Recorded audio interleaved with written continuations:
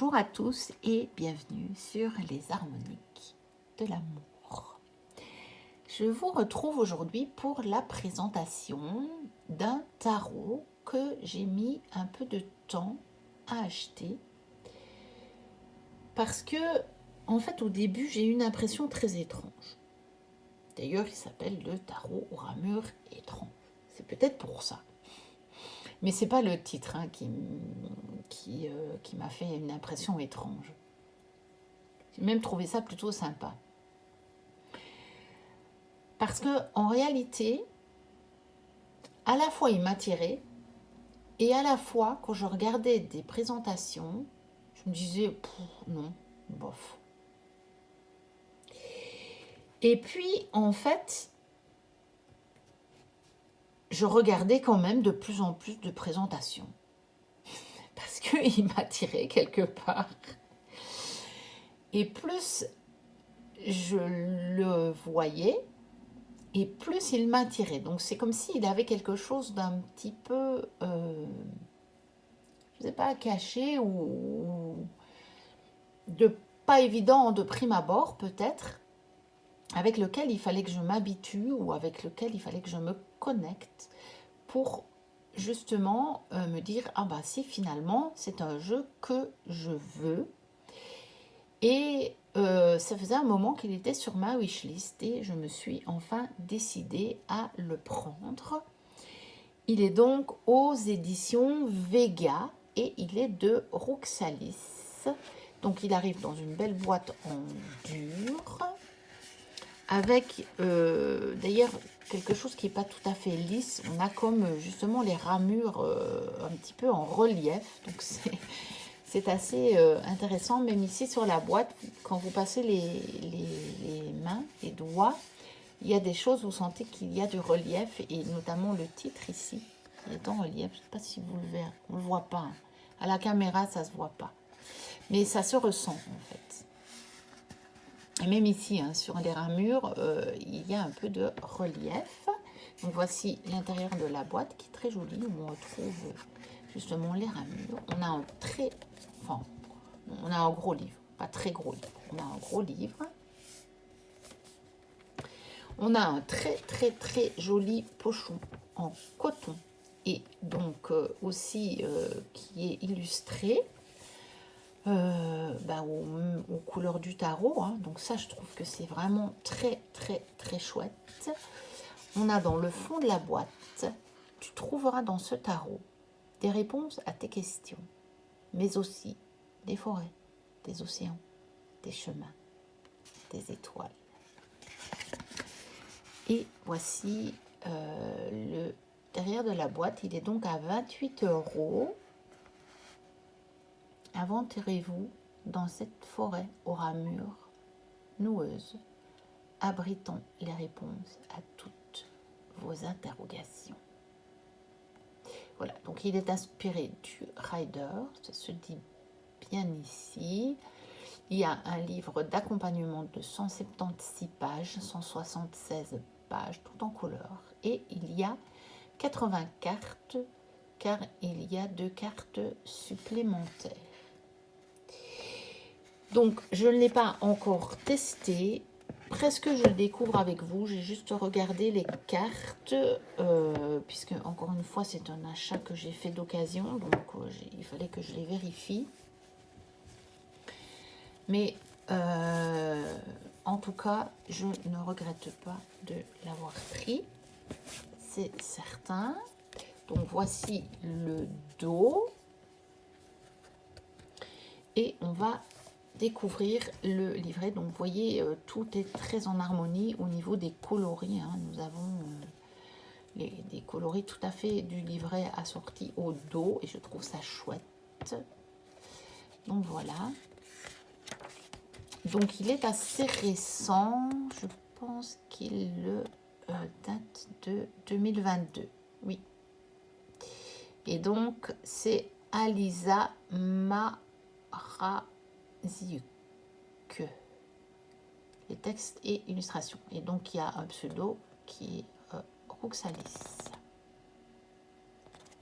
Et donc, chez Vega, de chez Très Daniel, bien sûr. Donc c'est joli, vous voyez que le livret, il est tout illustré, donc c'est joli. Introduction. Pourquoi utiliser un tarot? Évolution et réappropriation du tarot. Comment tirer les cartes?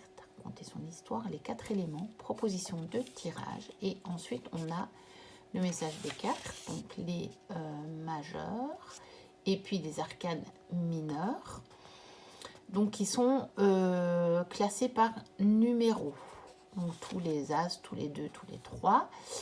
Et donc on a des arcanes supplémentaires en haut et en bas.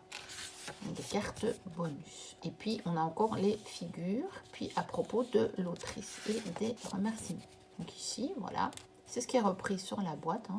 Tu trouveras dans ce tarot des réponses à tes questions, mais aussi des forêts, des océans, des chemins, des étoiles et des personnages qui habitent ces paysages enchantés. Voilà. Pourquoi utiliser un tarot? Je n'ai pas encore tout lu, hein. Évolution et réappropriation du tarot. Bon, c'est vrai que c'est un petit peu ce que notre époque est en train de faire. Comment tirer les cartes? Raconter ton histoire.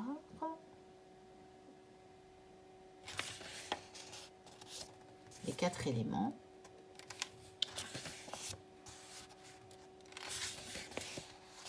Proposition de tirage, donc tirage à 3 cartes et tirage des ramures énergétiques, donc qui est un tirage, je perds mes mots, qui est donc un tirage plus spécifique à ce tarot, mais bon, rien ne nous empêche de l'utiliser avec un autre tarot. Hein. Et donc vous avez le schéma du tirage, et c'est très joli comme ça, je trouve, sur une illustration. Et donc pour le tirage à 3 cartes, elle donne plusieurs propositions, évidemment, de convention de tirage.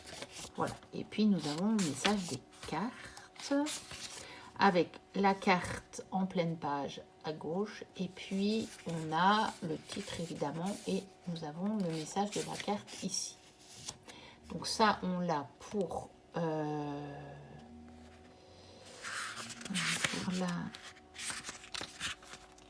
les arcanes majeures.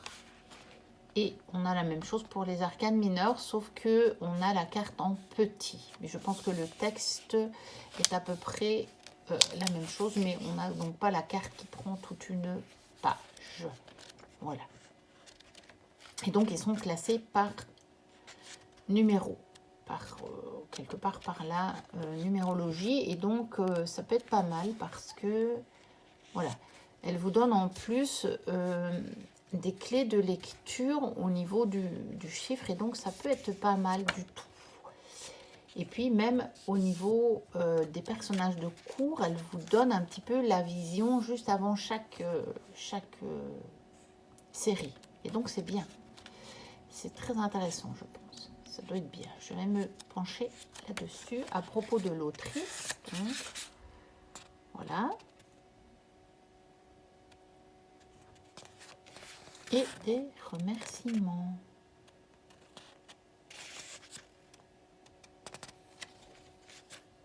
Voilà. Donc très très chouette. Et maintenant, on va se pencher sur les cartes.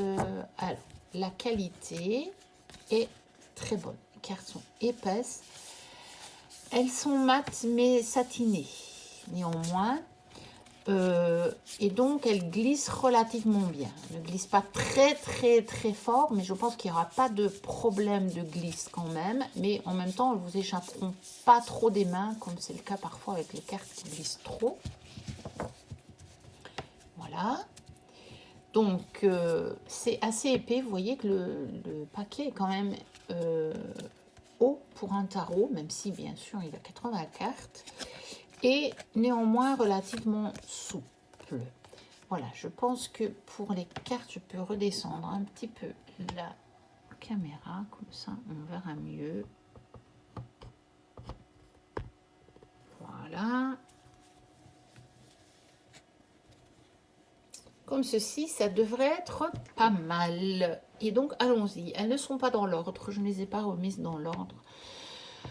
Et je ne l'ai pas reçue dans l'ordre puisque je l'ai acheté d'occasion.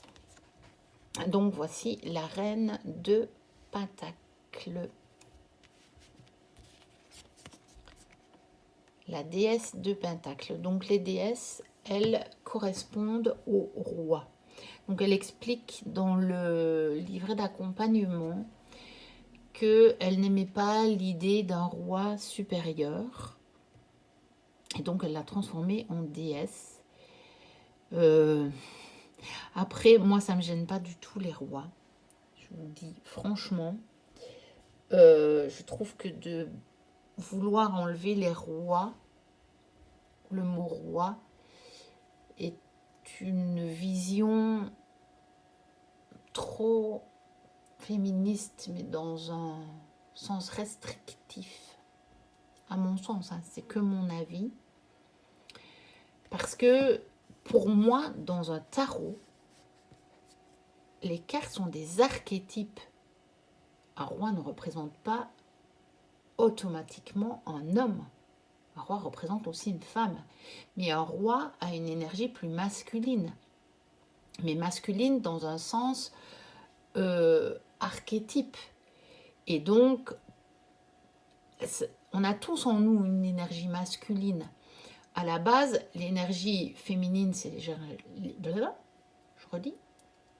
c'est l'énergie de réception. Et l'énergie masculine est l'énergie d'émission, si vous voulez. Donc, l'un reçoit, l'autre émet. L'autre est dans l'action, si vous voulez. Donc, on a tous et toutes les deux énergies en nous. Puisque, évidemment, on reçoit tous des messages, des idées, et on les met tous en action. Parce que personne ne vit juste là à recevoir des tas de messages et à ne jamais rien faire, sinon il ne crée rien non plus. Et c'est pareil, on pourrait croire que ceux qui sont très forts dans l'énergie masculine ne sont pas assez connectés à leur partie féminine, à leur yin. Et oui, parfois il peut y avoir des déséquilibres, ça je ne dis pas, mais ces personnes-là, pour être dans l'action, il faut fatalement avoir une idée avant. Sinon, vous ne pouvez rien faire, parce que vous ne savez pas quoi faire. Et justement, quand vous ne savez pas quoi faire, ça peut vouloir dire que il faut vous reconnecter à votre énergie féminine. D'accord, ça on est d'accord. Mais je veux dire, personne n'est entièrement yin et personne n'est entièrement yang. C'est impossible. L'humain est fait des deux énergies. Sinon, sans ça, il n'y a pas d'action possible. Donc moi, ça ne me gêne pas d'avoir le roi, personnellement. Mais voilà, pourquoi pas déesse de Pentacle, hein, voilà. C'est un jeu très féminin, comme vous pouvez le voir. Du coup. Ensuite, cavalier de Pentacle. Bon, je vais mettre les cartes autrement parce que ça va me gêner de les retourner à chaque fois. Donc pour le coup, on arrive sur les deux cartes supplémentaires, donc en bas et en haut. Ensuite, la tour, le 4 de bâton. C'est intéressant comme vision du 4 de bâton. Le 5 de bâton, ça j'aime bien aussi. Comme vision du 5 de bâton. J'aime beaucoup la revisite qu'elle a fait du tarot. La mort. Et fatalement ici, on a bien cette idée de renaissance.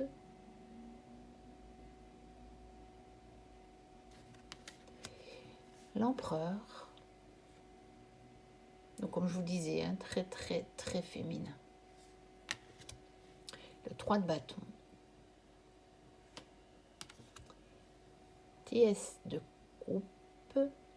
Il y a certains traits qui me font penser aux illustrations de Gabriel Leroy. 4 de coupe. Le chariot.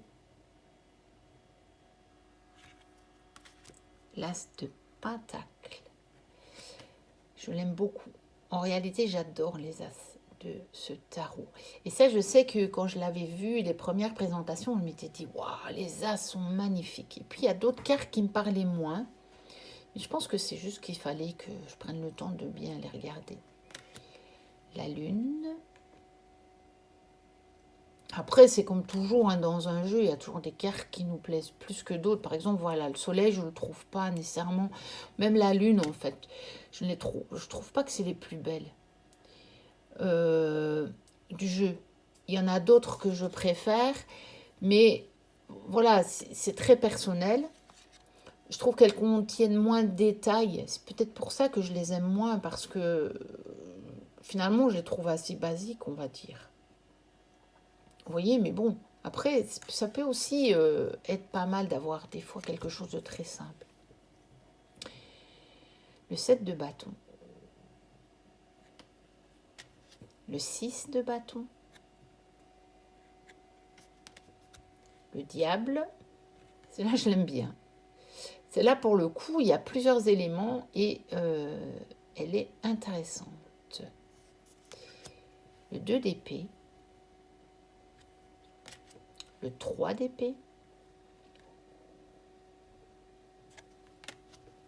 Le 4 d'épée, j'aime beaucoup.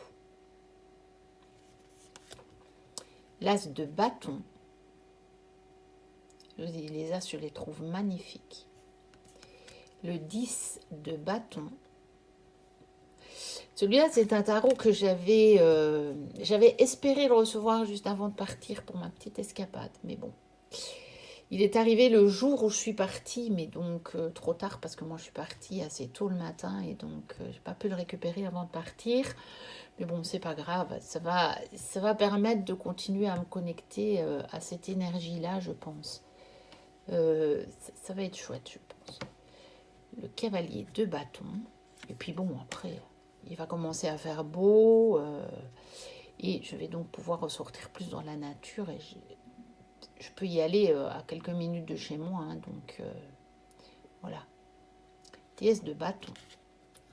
Reine de bâton. 9 de bâton.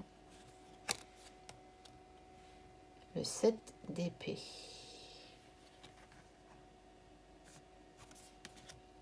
Le magicien.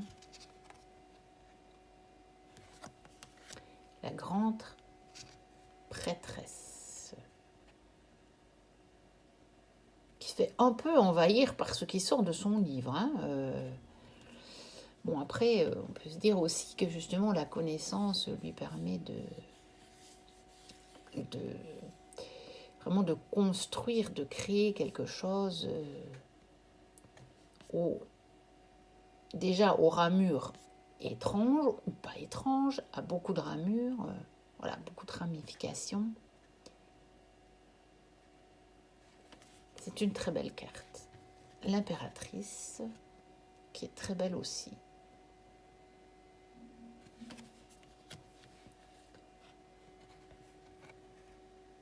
Le hiérophante, elle est magnifique. J'aime beaucoup, là c'est vraiment un petit peu l'option de la bénédiction et j'aime bien. J'aime bien cette idée de la bénédiction ici, de la protection, de la bénédiction. C'est chouette. L'étoile, elle est magnifique l'étoile. En tout cas, moi je l'aime beaucoup. Le cavalier de coupe.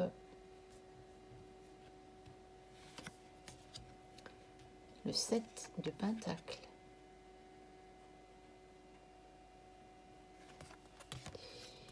L'ermite. Très belle. Très très belle. Le 2 de bâton. Le 5 d'épée.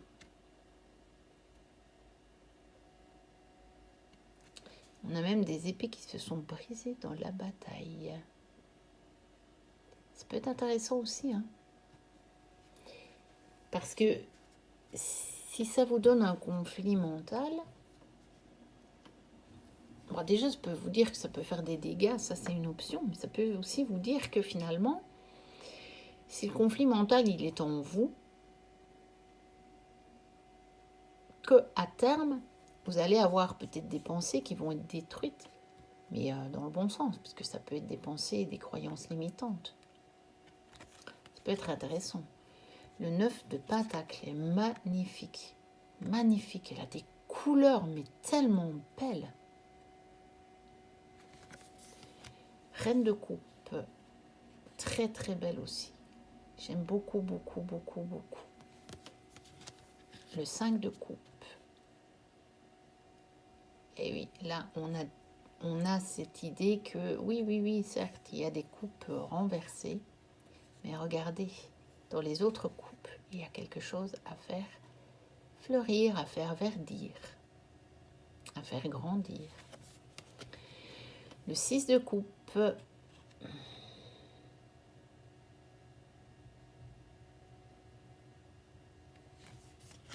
7 de coupe. Le 3 de coupe. C'est la fête. Le 2 de bâton. Le 8 de bâton, pardon. Pourquoi je dis le 2, moi? Le 8 de bâton. C'est intéressant comme vision. Ça change des 8 bâtons. Hein, je vous en parle souvent des fameux 8 bâtons tellement classiques. J'aime bien parce qu'il y a cette idée de foudre. Il y a quelque part cette idée un petit peu d'orage. Hein. On voit quand même que c'est très gris, le ciel est gris. Et peut-être ça peut vouloir nous dire que cet orage que l'on vit présentement, quand on tire la carte, si ça nous parle dans ce sens-là, va nous donner des illuminations peut-être. Des choses qui vont être illuminées par les éclairs ou qui vont être détruites, mais peut-être dans le bon sens, parce que c'est peut-être les choses dont on n'a plus besoin qui vont être détruites. Ça peut être aussi quelque chose qui va allumer le feu, puisqu'on sait que la foudre parfois peut allumer des incendies. Mais on peut aussi ici, puisque ce sont des archétypes, encore une fois, on peut y voir quelque chose de positif. Ça va allumer un feu. Vous voyez? C'est très intéressant. Alors, l'as d'épée. Très beau aussi, je trouve. Il transperce la brume. Il me fait penser, lui, pour le coup... allez, je ne vais quand même pas revenir sur le mot. Il me fait vraiment penser à Excalibur, à l'histoire d'Excalibur. Hein. Pour le coup, cet as d'épée. Même s'il n'est pas dans le même sens, bien sûr, mais avec cette brume qui est là tout autour. Alors, le 9 de coupe, je la trouve absolument splendide. Je crois que c'est un des plus beaux 9 de coupe que j'ai dans tous mes jeux. Le 10 de coupe, très très beau aussi. Très très coloré, je l'aime beaucoup.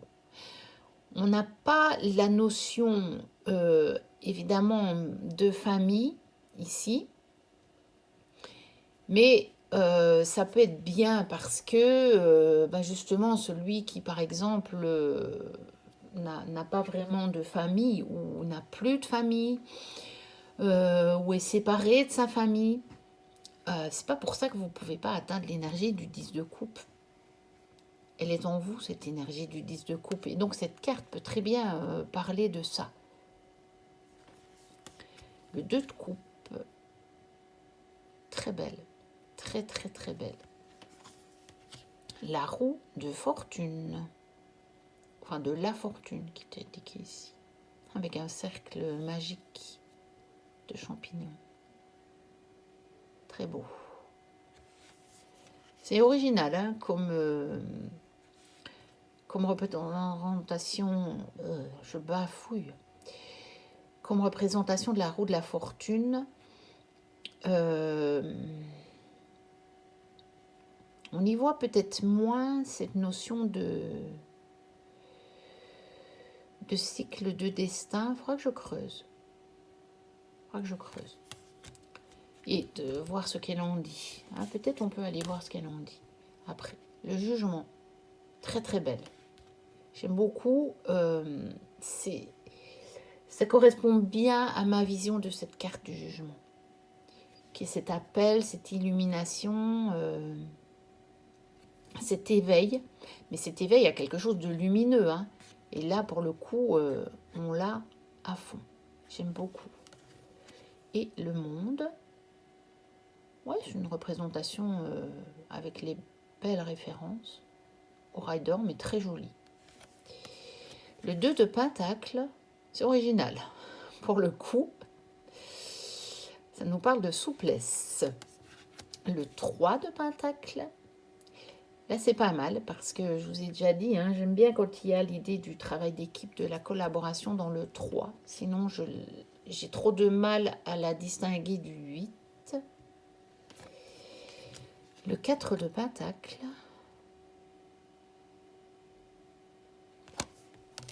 Le 8 de Pentacle.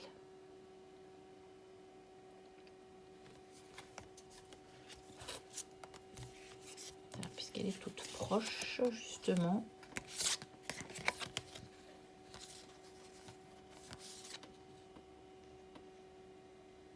C'est légèrement différent, donc elles ne font pas le même travail.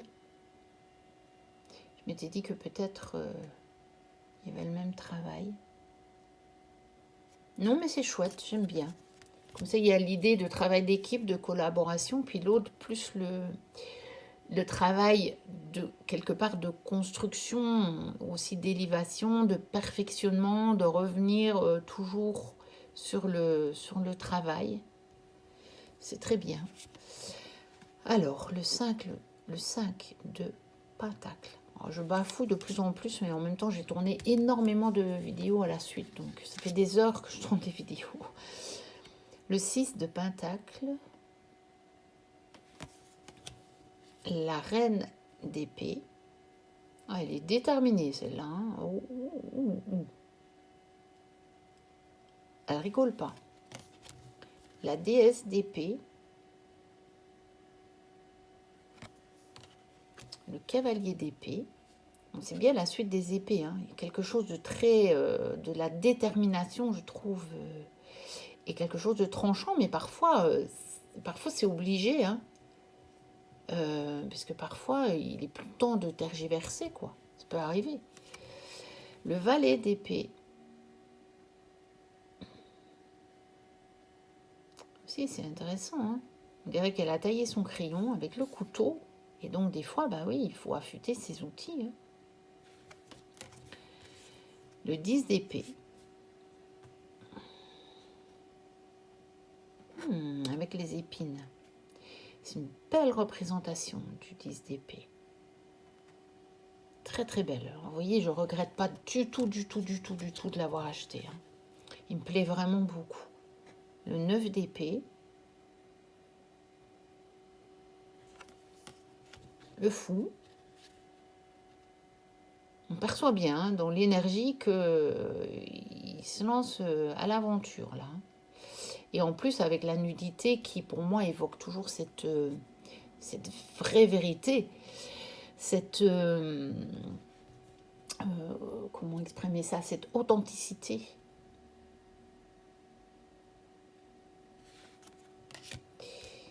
Tempérance, c'est joli avec les coquillages.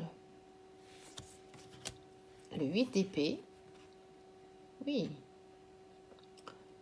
assez classique.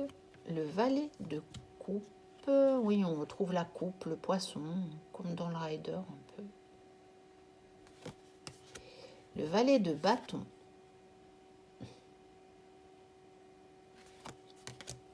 Le 8 de coupe. Là, on n'a pas le personnage, mais on a un chemin. avec les coupes qui sont à l'avant-plan. Donc on se dit que peut-être on part. Et dans le fond, on a une bougie. Puis on a la lumière qui s'élève, mais là on a... C'est intéressant, c'est très joli. L'as de coupe. Très beau, hein. Je vous ai dit, les as, je les trouve magnifiques. Magnifiques, magnifiques. Le 6 d'épée. La force. Pour le coup, c'est une force tranquille. Et qui nous propose quelque part de nous connecter à un nous intérieur et qui nous dit aussi de ne pas hésiter à plonger dans nos émotions. Puisque vous voyez là, elle met la main dans l'eau qui représente donc pour moi les émotions. Donc, très intéressant. Le pendu. Mettre de l'illumination du soleil dans nos pensées. L'amoureux.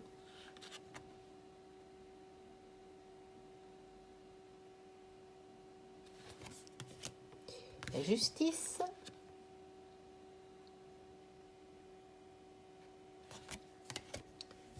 Le 10 de Pentacle. Donc sur celle-là, on a bien par contre cette notion de vraiment de quelque chose qui a été construit à l'extérieur et donc peut-être avec d'autres, puisqu'on a bien la maison. Après, on ne sait pas qui habite dans la maison. La personne peut être seule aussi, mais c'est sa concrétisation. C'est son 10 de Pentacle. Et le valet de Pentacle. Alors, j'avais dit qu'on allait aller voir la signification de la roue de la fortune dans le livret. Bon, je vais le prendre hors caméra parce que sinon je vais faire des catastrophes, ça c'est sûr et certain. Voilà, la roue de la fortune. On va le lire comme ça, vous aurez une idée du livret. Et comme ça, on aura notre explication par rapport à ça. On a l'illustration ici. Donc la roue de la fortune. La légende dit que le cercle de champignons est un portail magique vers d'autres mondes. Donc c'était bien ça, hein, c'est bien le cercle magique. Et que la vie de la personne qui osera le pénétrer sera altérée à tout jamais. Ah voilà, c'est parce qu'elle est rentrée dans le cercle magique. Les fées enlèvent leur victime pour l'amener complètement déboussolée ailleurs. C'est peut-être un cadeau ou une punition, nul ne le sait avant que ça n'arrive. Le destin de celui qui se trouve pris au piège de la roue de la fortune change du tout au tout. Et il ne reste plus qu'à prendre conscience de ce nouveau paysage, reprendre ses esprits et réagir en fonction. Symbole d'un nouveau cycle, la roue de la fortune redistribue les cartes. Le vent tourne et il faut savoir s'adapter à ce changement. C'est le seul pouvoir qui est donné à celui ou celle qui ont subi les effets, car à part cela, il ou elle n'a aucune prise sur la situation. Rester en alerte et faire les meilleurs choix possibles en toutes circonstances est la seule solution. Il est temps de faire le bilan du cycle passé et d'en tirer les conséquences. Alors après, rien ne vous empêche, quand vous avez cette carte-là, que vous sentez qu'effectivement le destin a redistribué les cartes, c'est quand même de voir ce qui a pu provoquer ça. Moi, je reste persuadée que rien ne se fait au hasard, déjà. Et qu'on a une part de responsabilité dans tout, et même dans la création des événements. Mais elle est encore très grandement inconsciente chez l'être humain, par contre. Mais quelque part, si ce changement ne vous convient pas, essayez déjà de savoir ce qui en vous a déjà pu le créer. C'est peut-être quand même que vous aviez besoin d'un changement. Parce que peut-être vous allez vous rendre compte que la situation d'avant ne vous convenait plus non plus. Mais peut-être que vous ne attendiez pas à ce que ce soit dans cette direction-là que ça allait aller. Et vous pouvez aussi vous dire que vous pouvez très bien essayer de savoir comment vous pourriez faire pour aller dans une autre direction. Parce que la roue, elle tourne constamment, hein. Elle ne s'arrête pas. Elle tourne tout le temps. C'est la roue tourne. Et donc, elle continue à tourner. Et donc, elle peut vous emmener à un autre endroit plus ou moins rapidement. Et donc, vous pouvez très bien chercher ce qui, dans votre énergie, pourrait vous mener à un endroit que vous préféreriez. Voilà pour la présentation de ce tarot aux ramures étranges que je suis vraiment ravie d'avoir parce que vraiment, il me plaît énormément finalement. Je ne retrouve même plus tellement les cartes qui ne me plaisaient pas au départ. Oui, il y en a qui me plaisent un peu moins. Je vous ai montré hein, le soleil, la lune. Bon, je les trouve un peu moins détaillées en fait. Mais je ne sais même plus lesquelles. Je ne sais pas. Je ne sais plus. C'était une mauvaise impression de ma part. Et donc, n'hésitez pas à liker. N'hésitez pas à me dire ce que vous en avez pensé, à commenter. À vous abonner si ce n'est déjà fait et si mon contenu vous plaît. Moi, je vous dis à très très bientôt pour de prochaines vidéos. Et d'ici là, portez-vous bien. Bye bye.